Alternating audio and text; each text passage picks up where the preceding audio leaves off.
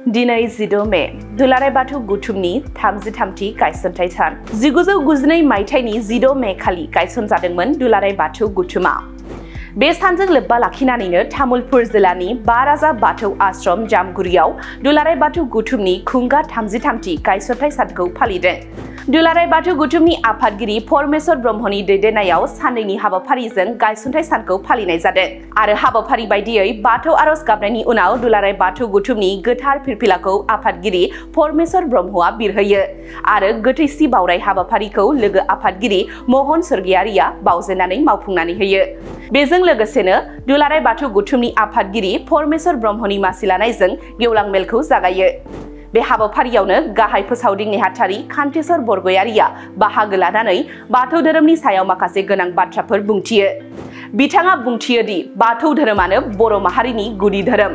बर' हारिनि गासै सोदोमस्रियानो बाथौ धोरोमनि गेजेरजों फैनाय आरो बियो बर' हारिनि गोजामसिन धोरोम।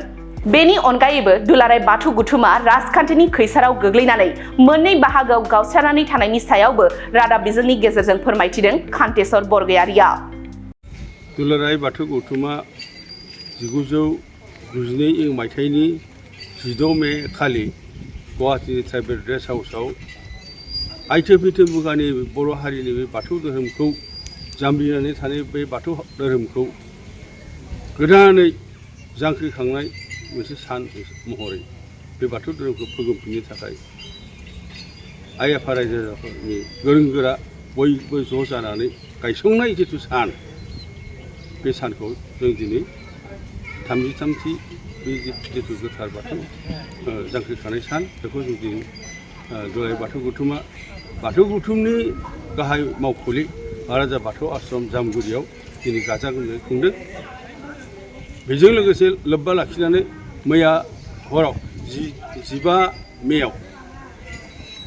दौरि दौसि आसारि गोथारिफोरनि बावसोम बादा खुंनाय जादों। बेवहाय बाथौ दुमनाय आरो बावनाय थिनायनि सायाव दौरि आरो दौसिफोरखौ फोरोंनाय जादों। दांथाइ बादानि गेजेरजों बिथांमोनखौ फोरोंनाय जादों आरो दिनै नैथि हाबाफारि महरै 16 मेनि बे जांख्रिथाय सानखौ गाजा गोमजायै जों दिनै हाबाफारि लानानै मावफुंबाय। गिबि बयबो बाथौसाफोरा ज' जानानै बाराजा बाथौ आश्रमनि थानसालियाव आफा इसोर बोराइ बाथौ खाथियाव आर'ज गाबबाय। बे आर'ज गाबनाय हाबाफारिखौ फोजोबनानै फिरफिला बिरहोबाय। फिरफिलाखौ बिरहोदों जोंहा दुलाराय बाथौ गौथुमनि गोरा गाहाय मानगेजेर मुंस्रि परमेश्वर ब्रह्म बिथाङा आरो बिनि उनावनो गोथैसि बावबाय। गोथैसिखौ बावदों जोंहा दुलाराय बाथौ गौथुमनि आखान्थि गोरा गाहाय मुस्रि महन स्वर्गियारि बिथाङा। बिनि उनाव जों दा गेवलां सावराय मेल खुंगोन, जोबथा हाबाफारि। बेवहाय जों बुंनो नागिरदों दुलाराय बाथौ गौथुमा गोदोनि बे जाम्बिनानै थानाय बाथौ धोरोमखौ फोगोमनो थाखाय बै 1992 मायथाइनि 16 मेआव जिथु जों ज' जानानै गायसंनो हाबाय, बे सानखौ जों गोसोखांनानै दिनैबो बर' हारिनि बाथौ धोरोमखौ फोगोमनो थाखाय आइ आफाखौ जों मेसेज होगोन जे बाथौ धोरोमा बर' हारिनि आंगो धोरोम आरो बे बर' हारिनि गासै सोदोमस्रिनि गुदि बिथायानो जाबाय बाथौ धोरोम। बे बाथौ धोरोमनि गेजेरजोंसो बर' हारिया सिनायथि मोनो आरो बर' हारिनि गासै थांनाय थैनायनि मेसेजआनो बे बाथौ धोरोमनि सायावसो। दा दुलाराय बाथौ गौथुमा 1992 मायथाइनिफ्राय फैयै 1992 मायथाइयाव मा जादों, जोंनि गेजेराव मोनसे राजखान्थि मेरपेज हाबनानै दुलाराय बाथौ गौथुमखौ थेर बेथेर खालामदों। बेवहाय दुलाराय बाथौ गौथुमा थाङै खावनै जानानै खामानि मावबाय थादों। दिनैबो खावनै जानानै खामानि मावदों। गनेश दैमारि होननाय सासे मानसिया, सभाराम बसुमतारी होननाय सासे मानसिया आफादगिरि नेहाथारि जालायनानै बिथांमोनाबो दुलाराय बाथौ गौथुम महरै खामानि मावगासिनो दं। नाथाय बिथांमोनहा आसलथे दुलाराय बाथौ गौथुमनि जेबो फुजि फाथि गैया। गुबै दुलाराय बाथौ गौथुमा जोंनि नैबे परमेश्वर ब्रह्म दैदेननाय बे बाथौ गौथुमा जों गुबै बाथौ गौथुम आरो बे परमेश्वर ब्रह्म दैदेननाय बाथौ गौथुमा गभर्नमेन्ट रेजिस्ट्रेसन सार्टिफिकेट दङ। ससाइटि रेजिस्ट्रेसन एक्टआव जोंनि नैबे दुलाराय बाथौ गौथुमा 2026 सननि 28 मेसिम रिनिउ जानानै दङ आरो बेयो भैलिड मोनसे सरकारि माने सरकारि अनुमोदन मोननाय स्वीकृति मोननाय मोनसे संगठन दा बे संगठननि सासे सेक्रेटारिमोन बसन्त स्वर्गियारी होननाय बिथाङा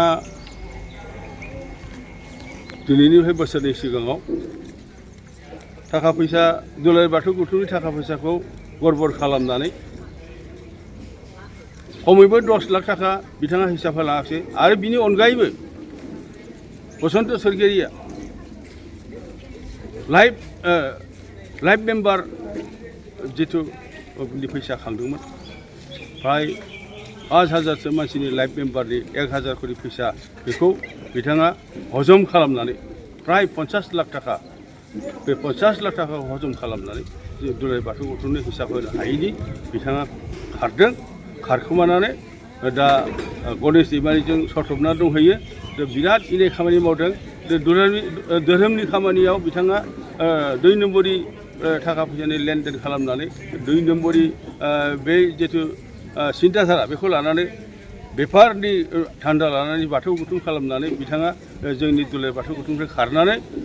गणेश दैमारिजों सरथबना दंहैयो 50 लाख थाखा लाइफ मेम्बारनि फैसा हिसाब होलाङाखै आरो 10 लाख थाखानि फैसा हिसाब होलाङाखै बिथाङा नै बाथौ गौथुमखौ मोनसे गावनि इनकाम सर्स बायदिसो लानानै खामानि मावलांदों बेनिखायनो बिथाङा बिराद इनाय खामानि मावदों दिनैबो बिथाङा गणेश दैमारिमोनजों थांनानै थांफा फैफा खालामबाय थादों नाथाय बिथाङा दि गावनि सिङावदि गेसाव गाराय दङ बे खोथाखौ गणेश दैमारिमोनफोर फोसावहैयाखै जों नाथाय बेखौ निमाहा होआ आफा बोराइ बाथौआ बेखौ निमाहा होआ जों दुलाराय बाथौ गौथुमा बर' हारिनि बे बाथौ धोरोमखौ फोजोबनो थाखाय जोङो साखा-फारा जानानै खारगासिनो दङ आरो खारबाय थागोन आरो बर' हारिनि बे बाथौ धोरोमखौ मुलुग जोंसार खालामनायाव जों जेब्लाबो गावखौ बावसोमनानै खामानि मावगोन आइ आफा रायजो राजाखौ बेखौनो मेसेज होबाय नोंथांमोना रावबो गोनो गोथो जानो गोनां गैया बर' हारिनि धोरोमा बाथौ धोरोम आरो बे बाथौ धोरोमाव जोङो एक इसोरखौसो फुजियो सासे इसोरखौसो आरो मुलुगनि बयनिख्रुइ देरसिन आरो साबसिन धोरोमानो बाथौ धोरोम बे बाथौ धोरोमा बयनिख्रुइ पृथिबिनि गोजामसिन धोरोम बे धोरोमखौ जोङो मुलुग जोंसार खालामनायाव आइ आफा रायजो राजा नोंथांमोन बयखौबो खावलायगोन नोंथांमोना बयबो खौसे थानानै जोंजों हेफाजाब होनानै बाथौ धोरोमखौ गेवलांसारनायाव हेफाजाब होनांगौ होननानै बयखौबो खावलायबाय এটা ভাল ঘোষণা বঙাইগাঁও মেডিটেক এলাইট হেল্থ ইনষ্টিটিউটৰ 2025 আৰু 26 বছৰৰ DMLT laboratory technician X-ray and imaging technician